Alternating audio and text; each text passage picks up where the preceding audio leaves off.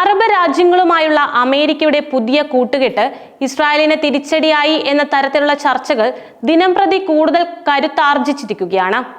Saudi Arabia, Qatar, United Arab Emirates എന്നിവിടങ്ങളിലെ ട്രംപിന്റെ സമീപകാല പര്യടനം പശ്ചിമേഷ്യയിൽ ഒരു പുതിയ സുന്നി നേതൃത്വത്തിലുള്ള സഖ്യം ഉറപ്പിച്ചതോടെയാണ് ഏറ്റവും ശക്തമായ സഖ്യകക്ഷിയായ ഇസ്രായേലിനും പ്രധാനമന്ത്രി ബെഞ്ചമിൻ നെതന്യാഹുവിനെയും കൂടുതൽ വിഷമഘട്ടത്തിലാക്കിയിരിക്കുന്നത്. അറബ് രാജ്യങ്ങളുമായുള്ള അമേരിക്കയുടെ പുതിയ കൂട്ടുകെട്ട് ഇസ്രായേലിന് തിരിച്ചടിയായി എന്ന തരത്തിലുള്ള ചർച്ചകൾ കൂടി വരികയാണ്. അമേരിക്കൻ പ്രസിഡന്റ് ഡൊണാൾഡ് ട്രംപിന്റെ മിഡിൽ ഈസ്റ്റ് ദർശനം മുതൽ തന്നെ ഇസ്രായേലിന് കാര്യങ്ങൾ അല്പം പന്തിയല്ല എന്ന തോന്നൽ ഉണ്ടായിട്ടുണ്ടാകണം.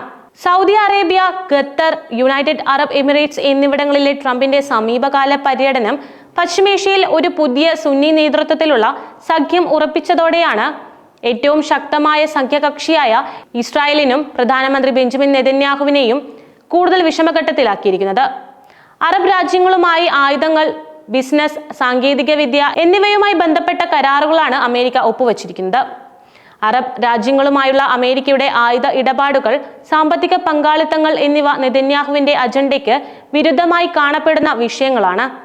കാരണം ഗാസ വിഷയത്തിൽ ഇസ്രായേലിന് എതിരെ ശക്തമായ നിലപാടാണ് അറബ് രാജ്യങ്ങൾ സ്വീകരിച്ചിരിക്കുന്നത്. ഈ അറബ് രാജ്യങ്ങളുമായാണ് ഇസ്രായേലിന്റെ ഏറ്റവും അടുത്ത പിന്തുണ രാജ്യമായ അമേരിക്ക നയതന്ത്ര ബന്ധം ശക്തമാക്കിയിരിക്കുന്നത്. ഇത് തന്നെയാണ് ഇപ്പോൾ നെതന്യാഹുവിന് തിരിച്ചടിയായി ഭവിച്ചതും. ഇതിനിടെ സൗദി അറേബ്യയുടെ മധ്യസ്ഥതയിൽ സിറിയൻ ഭരണാധികാരി അൽ ഷാരിയുമായി ട്രംപ് കൂടിക്കാഴ്ച നടത്തിയതും ഇസ്രായേലിന് അത്ര രസിച്ചിട്ടില്ല.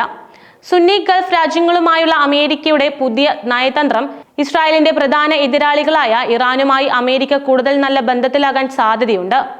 മാത്രമല്ല, സിറിയയിലും ഇനി ഇസ്രായേലിന് അധികം നാൾ പിടിച്ചു നിൽക്കാനാവില്ല.